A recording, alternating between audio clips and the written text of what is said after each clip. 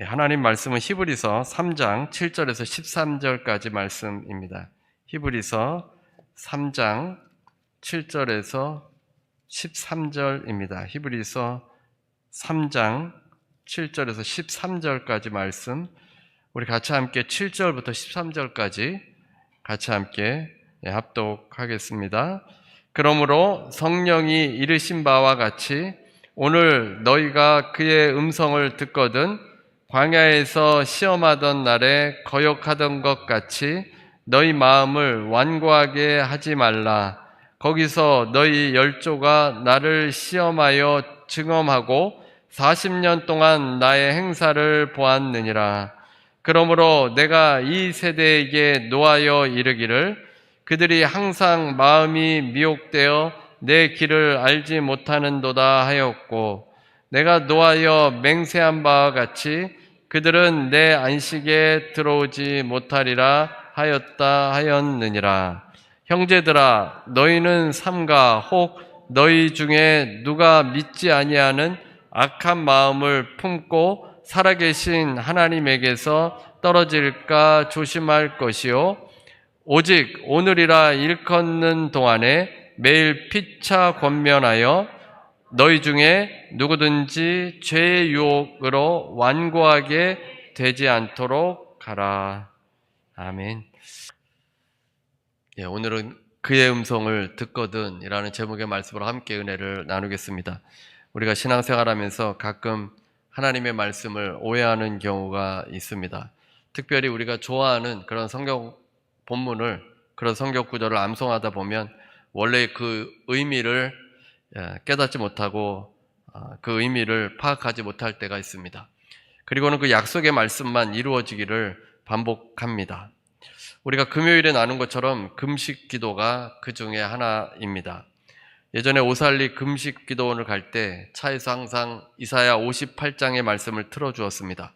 6절의 말씀이 기억에 남는데, 내가 기뻐하는 금식은 흉악의 결박을 풀어주며 멍에의 줄을 끌어주며 압제당하는 자를 자유하게 하며 모든 멍에를 꺾는 것이 아니겠느냐. 이 말씀을 듣게 되면 정확히 이 말씀이 무슨 뜻인지 모르는데, 금식을 하면 흉악의 결박이 풀어지고 멍에의 줄이 끌어지고 또 압제당하는 자가 자유하게 된다, 이렇게 생각을 갖게 됩니다. 그래서 그 말씀을 들으면 열심히 금식기도 해야 되겠다, 이런 각오를 갖게 되는데, 제가 처음에 전도사가 되어서 사역을 시작할 때입니다. 같이 사역하던 전도사님께서 교육자 사무실에서 이 이사야 58장을 읽으시면서 우리가 생각했던 금식이 아니라는 것입니다. 금식을 하나님이 기뻐하시는 것이 아니라 이 흉악의 결박을 우리가 풀어주고 멍에의 줄을 우리가 끌어주어야 하고 압제당하는 자를 우리가 자유하게 하고 멍에를 꺾어주는 금식, 그 금식을 하나님께서 기뻐하신다는 겁니다. 같이 있었던 이 동료 전도사님도 우리가 함께 읽어보고는 정말 그러네요 했던 기억이 납니다. 그래서 이사야 58장에 나오는 금식은 예배를 말하는데 우리가 잘못 오해하는 경우도 있습니다. 그 당시 국가적으로 금식일을 선포해서 예배를 드렸습니다. 그러니까 금식이라고 나오는 이 금식은 예배를 말합니다. 금식하면서 예배하니까 얼마나 힘듭니까? 우리도 가끔 금식할 때면 참 고되고 힘듭니다. 이스라엘 백성들도 금식하며 예배드리고서는 마치 으름장을 놓는 것처럼 하나님께 응답해달라고 하는 것입니다. 이사야 58장 3절 말씀입니다. 3절. 우리가 금식하되 어찌하여 주께서 보지 아니하시오며 우리가 마음을 괴롭게 하되 어찌하여 주께서 알아주지 아니하시나이까. 쉽게 말하면 하나님, 우리가 이렇게 금식하고 있는데, 금식하면서 예배드리고 있는데 왜 아무 일도 안 하십니까? 마음을 괴롭게 하면서까지 이렇게 예배드리는데 왜 제 기도 안 들어주십니까? 하는 것입니다. 그러니까 우리에게 적용하면, 하나님, 제가 봉사도 열심히 하고 헌금도 내고 금식도 하고 교회도 매주일 이렇게 예배드리는데 왜 제 기도에 응답해 주지 않습니까? 왜 내 문제가 그대로 있습니까? 왜 내가 잘 살게 되지 않습니까? 하며 하나님께 항의하는 겁니다. 그러자 예언자를 통해서 하나님께서 말씀하시는데 뭐라 하십니까? 3절입니다. 3절. 보라, 너희가 금식하는 날에 오락을 구하며 온갖 일을 시키는도다.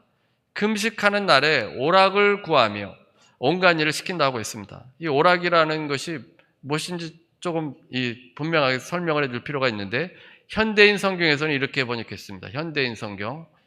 그러나 사실 너희는 금식하면서도 너희가 하고 싶은 대로 하며 너희 일꾼들에게 고된 일을 시키고 있다.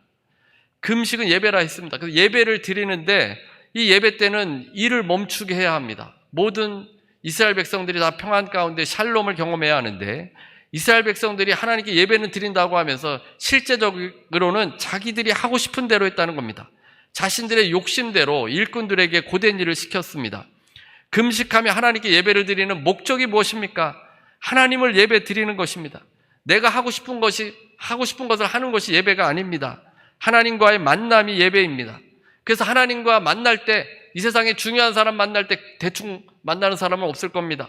하나님을 만나는 것이 예배이기 때문에 소제를 드리는 것처럼 이 예배 가운데 내가 깨어지고 내가 낮아지고 내가 온전히 부서져서 하나님께 드리는 예배가 온전한 예배이고 최고의 예배입니다.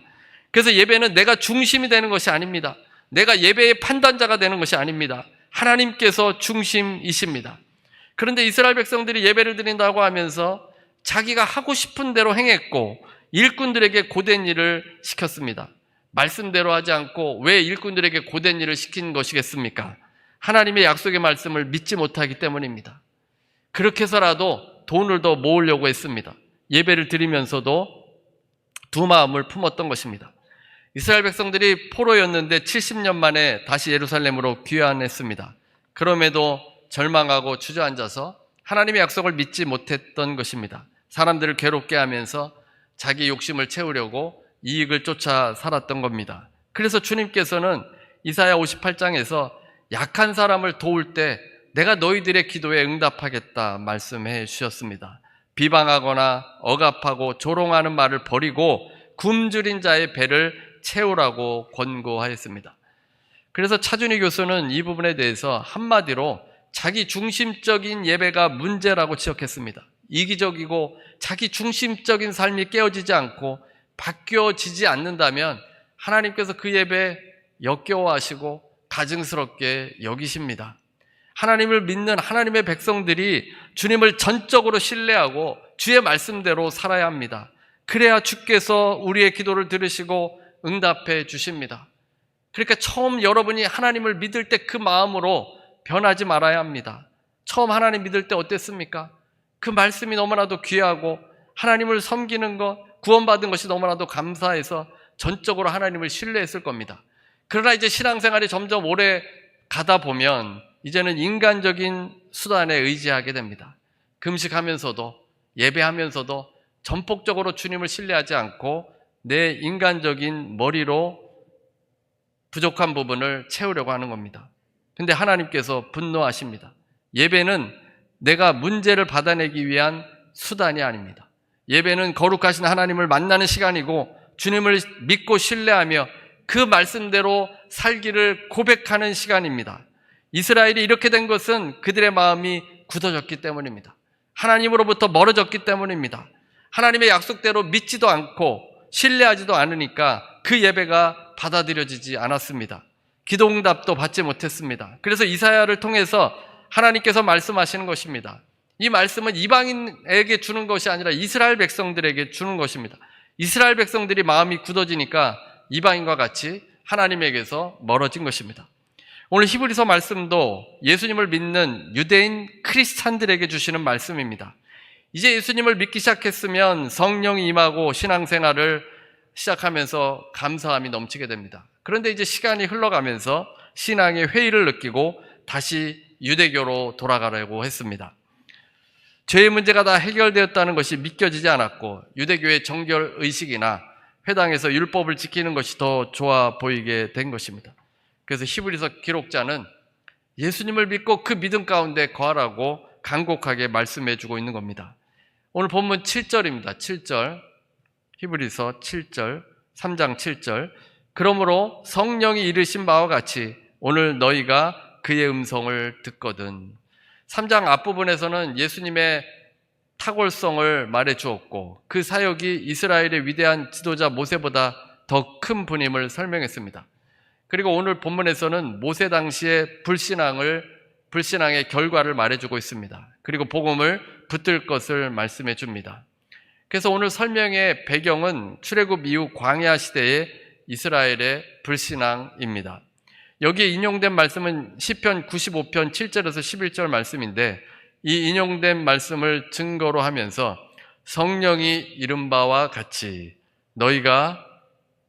오늘 너희가 그의 음성을 듣거든 이라고 했습니다. 구약 성경이 성령의 감동으로 기록된 말씀입니다. 성령께서는 구약 시대에도 이스라엘 선지자들에게 역사하셔서 하나님의 말씀을 기록하도록 했습니다. 성령께서 맡으신 역할은 하나님께서 말씀하신 말씀을 선지자들의 영과 가슴에 말씀하시는 역할입니다.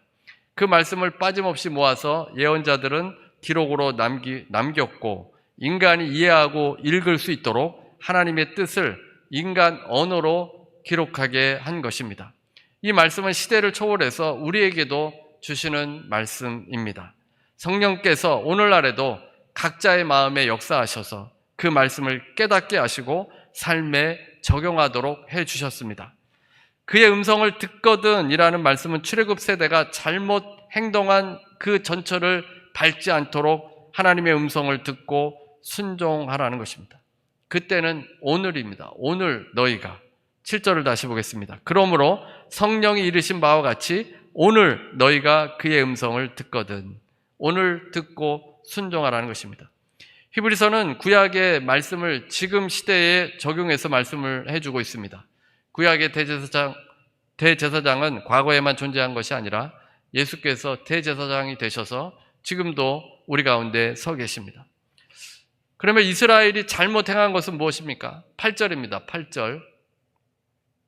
광야에서 시험하던 날에 거역하던 것 같이 너의 마음을 완고하게 하지 말라.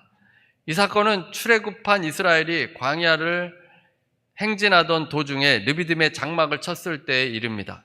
야곱의 가족이 이집트로 이주를 했고, 이집트에서 노예로 살다가 하나님께서 모세를 통해서 이스라엘을 출애굽시켜 주었습니다. 이스라엘이 자유하게 되었지 않았습니까? 그러나 출애굽 이후에는 편안하고 자유로운 삶을 기대했지만 그런 삶이 아니라 실제로는 광야로 나아가게 되었습니다. 그래서 이집트에서 자유하게 되면 곧장 가나안 땅으로 들어가게 될 줄 알았는데 광야에 훈련이 있었던 겁니다. 광야를 지나야만 가나안에 들어갈 수 있습니다. 뜨거운 태양이 내리쬐는 광야를 걷게 됩니다. 구름 기둥이 있어서 그나마 다행이었지만 그 열기는 안락한 편안한 그 산길을 걷는 것과는 달랐습니다. 그곳에서 급기야 마실 물이 떨어졌습니다. 광야는 메마른 땅입니다. 풀 한 폭이 잘 나지 않는 곳입니다. 황량한 곳입니다. 목이 타들어갈 것 같이 메마릅니다.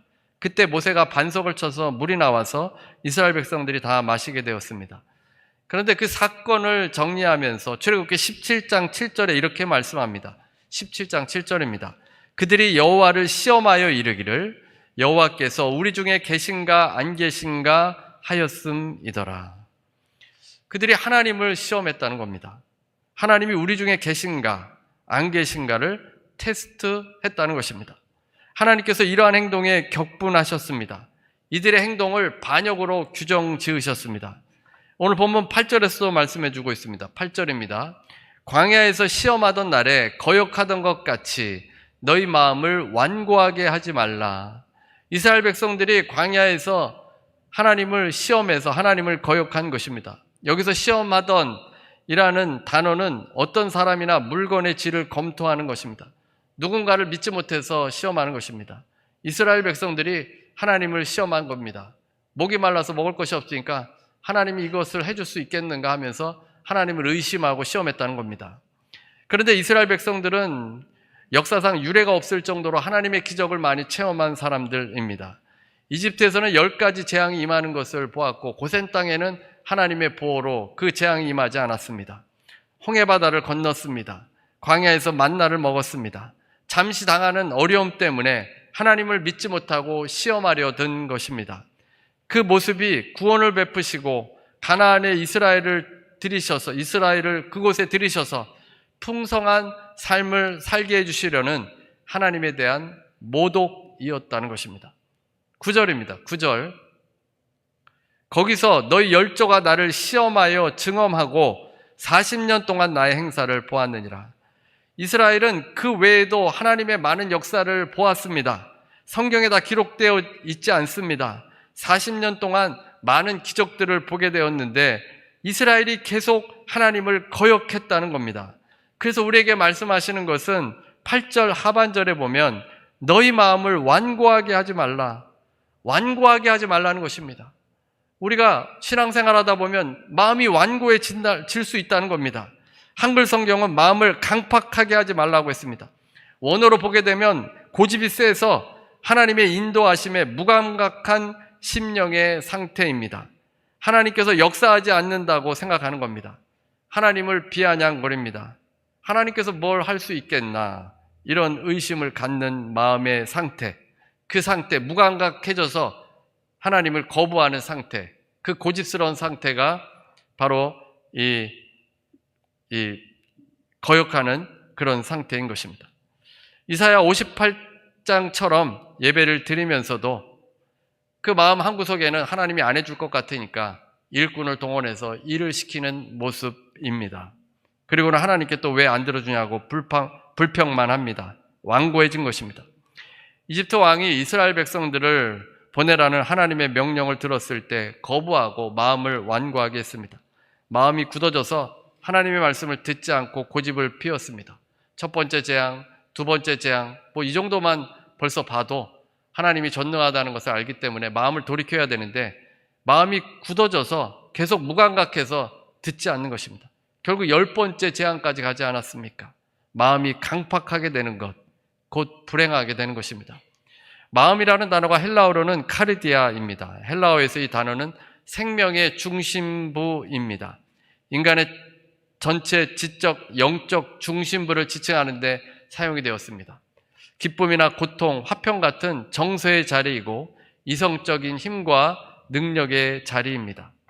이 중요한 기간인 마음이 굳어져서 제 기능을 못하는 것은 참으로 심각한 문제입니다. 하나님께서 그 놀라운 기적들을 행하셨는데 카르디아, 마음이 굳어져서 하나님을 제대로 신뢰하지 못하는 것입니다. 예수께서 이 땅에 오셔서 기적을 베풀어 주시고 율법을 해석해 주시고 사랑으로 다가와 주셨고 귀신을 쫓아내 주셨습니다. 죽은 자도 살려내셨습니다. 그런데도 유대 지도자들은 기다렸던 인자, 사람의 아들, 더 맨, 그 예수께서 이 땅에 오셨는데도 그분을 알아보지 못했습니다. 왜 그렇습니까? 마음이 굳어져 있기 때문입니다. 영적인 치명타를 받게 된 것입니다. 마음이 굳어져 있으면 아무리 예배를 드려도 아무리 기도를 해도 소용이 없습니다. 마음이 굳어져 있으면 진노의 대상일 뿐입니다. 마음이 굳어져 있던 출애굽 1세대 이스라엘 백성들은 가나안 땅에 들어가지 못했습니다. 여호수아와 갈렙을 제외하고 그들은 모두 광야에서 죽고 말았습니다. 그래서 우리는 성령의 음성을 들어야 합니다. 하나님의 뜻에 귀를 기울여야 하고 고집 피우지 말고 마음을 굳어지게 하지 말고 그 음성에 들을 수 있어야 합니다. 10절입니다. 10절, 오늘 본문 10절. 그러므로 내가 이 세대에게 노하여 이르기를 그들이 항상 마음이 미혹되어 내 길을 알지 못하는도다 하였고, 광야 시대에 하나님께서 이스라엘 백성들에게 보인 반응입니다. 하나님께서 진노하셨습니다. 하나님께서 자기 백성에 대해서 진노하신 것입니다. 40년 동안 많은 기적을 베풀어 주셨지만 이스라엘은 그 기적을 보면서도 매일 아침 일어나면 만나가 떨어져서 그 만나로 양식을 먹을 수 있었음에도 불구하고 하나님을 의심하고 불순종한 것입니다. 그래서 하나님께서 분노하신 것입니다. 이스라엘 1세대는 스스로에게 주신 복을 다 차버린 것입니다. 그래서 히브리서 기자는 지금 이 말씀을 읽고 있는 성도들에게 그 발자취를 밟지 말라는 것입니다. 지금 예수님을 믿는 유대인들이 출애굽 1세대와 같은 모습으로 되어가고 있기 때문입니다. 이집트에서 자유하게 되면 기적과 은혜를 체험했는데 광야에서 조금 불편하다고 마음을 굳게 해서 하나님의 진노를 산 것입니다. 이사야 58장에서 금식 예배를 드리면서 이스라엘의 마음이 굳어져서 진정한 예배를 드리지 못한 것과 같습니다. 하나님의 신실하심을 의심하고 자기의 삶을 돌아보지 못하고 기도응답만 받기 원했습니다. 히브리서를 받는 유대인 크리스찬들이 처음 예수님을 믿어서 출애굽한 것과 같습니다. 구원을 얻게 되었습니다. 자유하게 되었습니다. 그래서 정말 하나님의 은혜 가운데 살게 되었는데 성령의 역사하심도 맛보았고 성령의 은사도 맛보게 되었습니다. 그럼에도 예수님에 대한 믿음이 흔들리게 된 겁니다. 유대인 친구들과 가족들 또 선생들이 핍박을 하니까 유혹과 갈등에 처하게 된 겁니다. 그러니까 이스라엘 백성들이 광야를 걸어가듯이 예수님을 믿고 난 다음에는 훈련이라는 과정이 있습니다. 하나님께서 우리를 훈련시키는 그 어려움의 과정이 있는데 그 과정 가운데 이스라엘 1세대와 같은 그런 모습으로 가게 되었다는 것입니다. 여기서 내 길을 알지 못한다라고 했는데 길은 헬라어로 호도스라는 단어입니다. 내 삶의 행동이나 패턴, 행동 방식이나 패턴, 여정을 말합니다. 하나님께서 하나님의 백성들에게 원하시는 그 삶의 길이 있습니다. 그것을 거부한 것입니다. 출애굽한 이스라엘 백성들, 포로로 귀환한 이사야 58장의 백성된 이스라엘, 그리고 예수님을 믿고서 구원받은 예수님의 제자들이 마음이 미혹되어서 하나님께서 원하시는 삶을 살지 않는 것입니다. 그 다음에 11절입니다. 11절. 내가 노하여 맹세한 바와 같이 그들은 내 안식에 들어오지 못하리라 하였느니라. 내가 노하여 맹세한 바와 같이. 그 고대 시대에는 신들의 이름을 빌어서 맹세했습니다. 유대주의자들 가운데도 맹세하는 관습이 있었습니다. 그런데 여기서 맹세의 주체는 하나님이십니다. 하나님이 스스로 하나님 이름으로 맹세하는 것입니다. 대단한 결심을 하는 겁니다. 이스라엘 백성들이 가나안 땅에 들어가기를 원하지 않고 도리어 애굽으로 되돌아가려고 할 때 하나님께서는 스스로 맹세하시면서 너희들이 말한 대로 해주겠다 이렇게 말씀하셨습니다. 원래 하나님께서는 이스라엘을 1세대도 포함해서 가나안 땅에 들이셔서 풍성한 은혜를 경험하게 해주시려고 했습니다. 그러나 그들이 입으로 불평하며 불신앙을 말할 때 하나님 스스로 맹세하시면서 결단코 너희들이 들어가지 못하게 하겠다 하신 겁니다. 하나님께서 분노하셔서 맹세하신 것입니다. 지금도 마찬가지로 이 본문에도 마찬가지로 하나님께서 진노하시면서 맹세하십니다. 내 안식에 들어오지 못하리라. 내 안식에 들어올 일만큼은 결코 허락하지 않겠다 하신 겁니다. 하나님의 안식은 무엇입니까? 휴식, 또 휴식처, 샬롬을 말합니다. 이스라엘을 가나안 땅에 들이셔서 이 샬롬을, 안식을 맛보게 해주시려고 한 겁니다. 광야에 떠도는 유랑하는 방랑 민족이 이스라엘 백성들이었습니다. 그 방랑을 멈추고 가나안 땅에 정착해서 살 수 있도록 풍성한 은혜를 주시려고 때를 따라 이른 비와 늦은 비를 내려주시려고 주님께서 다 계획을 하신 것입니다. 다 준비해 두셨습니다. 그래서 가나안 땅에 들어와서 진정한 안식을 맛보게 해 주시려고 하셨고 곧 일어날 일들이었습니다. 그러나 이스라엘 백성들의 마음이 굳어져서 광야에서 출애굽 1세대는 그 삶이 다 끝나버리고 말았던 겁니다. 이제 예수님을 믿는 하나님의 백성들은 예수 그리스도를 통해서 참 안식에 들어갈 수 있게 됩니다. 그런데 이 세상에 자꾸 유혹이 오는 겁니다. 우리는 영적인 전쟁 중에 있습니다. 어둠의 세력은 여러분을 자꾸 의심케 만듭니다. 12절입니다. 오늘 본문 12절. 형제들아, 너희는 삼가 혹 너희 중에 누가 믿지 아니하는 악한 마음을 품고 살아계신 하나님에게서 떨어질까 조심할 것이요. 악한 마음, 곧 하나님을 대적하는 마음으로 하나님에게서 떨어질까 조심하라고 했습니다. 무엇을 조심합니까? 하나님의 약속을 믿지 못하고 하나님께 반역하는 것입니다. 하나님을 떠나는 것은 배교 행위입니다. 그래서 우리가 항상 조심하고 피차 권면해 주어야 합니다. 죄의 유혹으로부터 마음이 굳어지지 않도록 해야 합니다. 방심하지 말고 항상 조심하라는 겁니다. 매일이라고 되어 있습니다. 매일 피차 권면해 주어야 합니다. 믿음의 형제들이 서로 붙어서 우리가 마음이 굳어지지 않도록 붙들어 주어야 합니다. 주님의 안식에 들어갈 때까지 매일 조심하고 마음이 완고해지지 않도록 해야 합니다. 어떤 한 청년이 학비와 생활비 때문에 큰 빚을 지고 있었습니다. 그는 여러 가지 아르바이트를 하면서 생활비를 충당하고 빚을 갚으려고 했지만 갈수록 빚은 커져만 갔습니다. 그러던 어느 날 한 후원자가 그의 이야기를 듣고는 거액의 장학금을 그의 계좌에 입금해 주었습니다. 그리고는 그에게 말했습니다. 빚을 다 갚을 만큼 충분하게 입금했으니 이제는 걱정 말고 새 삶을 살아라. 하지만 청년은 그 말이 도저히 믿겨지지 않았습니다. 그래서 여전히 일을 하며 힘겹게 빚을 갚다가 결국 과로로 쓰러지고 말았습니다. 그러다가 은행에서 온 편지를 본 뒤 그는 자신의 계좌에 정말 거액이 입금되었음을 알게 되었습니다. 그제야 깨달았습니다. 나는 이미 자유로워질 수 있었는데 나의 믿음 없음이 나를 계속해서 고통 가운데 머물게 했구나. 하나님께서 구원의 계획을 세우시고 아들이신 예수께서 죄의 빚을 다 탕감해 주셨습니다. 믿는 사람들은 이제 자유를 얻게 되었습니다. 그 사실을 모른 채 살고 있거나 알았어도 믿지 못하고 마음을 강팍하게 한다면 참 안식에 들어갈 수 없다는 것입니다. 여전히 빚을 갚으려고 안간힘을 씁니다. 인간적인 수단을 동원하고 이 세상 기준에 맞춰 살려 하고 내 노력으로 하려고 하는 그 모습이 참으로 안타까운 것입니다. 우리는 예수님을 믿는 사람들입니다. 주님께서 우리에게 가장 좋은 길로 인도해 주십니다. 그래서 광야를 걸어가면 목이 마를 때 하나님께서 무슨 뜻이 있겠지, 하나님께서 좋은 것을 예비해 두시겠지, 이런 믿음으로 살아야 합니다. 그 물이 마르다고 하나님이 뭘 할 수 있겠나, 하나님이 내 삶에 무엇을 어떻게 해줄 수 있겠나 이렇게 불평한다면 1세대 이스라엘 사람들과 같은 그 길을 걷는 것이라는 겁니다.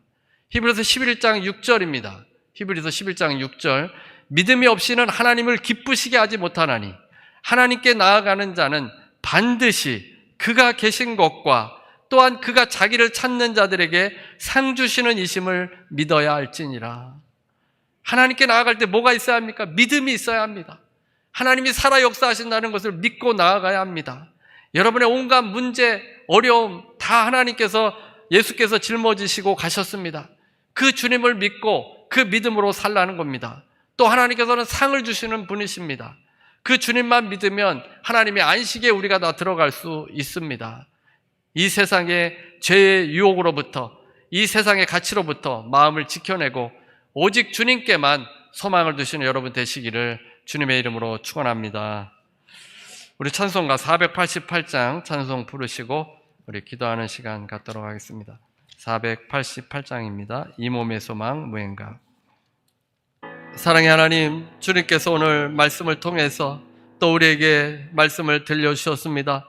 출애굽 1세대와 같이 불평하며 불신하다가 광야에서 아버지 사라지는 그런 모습 되지 않게 해주옵소서. 예수 그리스도를 굳게 붙잡게 해주시고 하나님, 우리의 광야와 같은 길, 고난과 아픔과 고통이 있는 길이라 할지라도 오직 주님만 신뢰하여서 가나안 땅에 들어가고 주님의 참 안식에 들어갈 수 있는 그 놀라운 역사 아버지 일어나도록 도와주옵소서. 피차 권면하며 믿음 가운데 붙어 있을 수 있도록 하나님께서 도와주시고 이끌어 주옵소서. 아버지, 우리 지체들 병으로 고통당하는 지체도 있습니다. 아버지, 문제로 어려움을 당하는 지체들도 있습니다. 하나님, 절대 믿음의 아버지 견고함으로 나아가길 원하오니 하나님께서 그 믿음대로 역사해 주시고 아버지께서 은총을 내려 주옵소서. 아버지, 병 가운데도 예수 그리스도의 보혈로 발라주셔서 치료함 받는 역사가 일어나게 해 주옵소서. 예수 이름으로 명하노니 모든 병만은 떠나갈지어다. 예수 이름으로 명하노니 통증은 떠나갈지어다. 심장은 강건하게 될지어다. 예수 이름으로 명하노니 눈은 깨끗하게 보일지어다. 아버지, 고쳐주시고 회복시켜주시고 아버지께서 인도하여 주셔서 아버지, 주님 안에서 안식을 얻을 수 있도록, 샬롬을 얻을 수 있도록 주님 도와주옵소서. 아버지, 인생의 여러 가지 문제도 다 주님 앞에 내려놓습니다. 주님께서 합력하여 선으로 만들어주시고 그 문제를 통해 내가 성장하고 변화될 줄로 믿습니다. 오직 예수님만 붙들 수 있도록 은혜를 더하여 주옵소서. 지금은 우리 주 예수 그리스도의 무한하신 은혜와 아버지 하나님의 극진하신 사랑과 보혜사 성령님의 교통하시고 내주하시고 충만케 하심이 오늘 함께 예배드리는 모든 성도들 위해, 개인, 가정, 일터 위에 주의 음성을 듣고 주님을 신뢰하며 주님의 길을 걷는 모든 주의 백성들 위해 지금부터 영원토록 함께 있을지어다.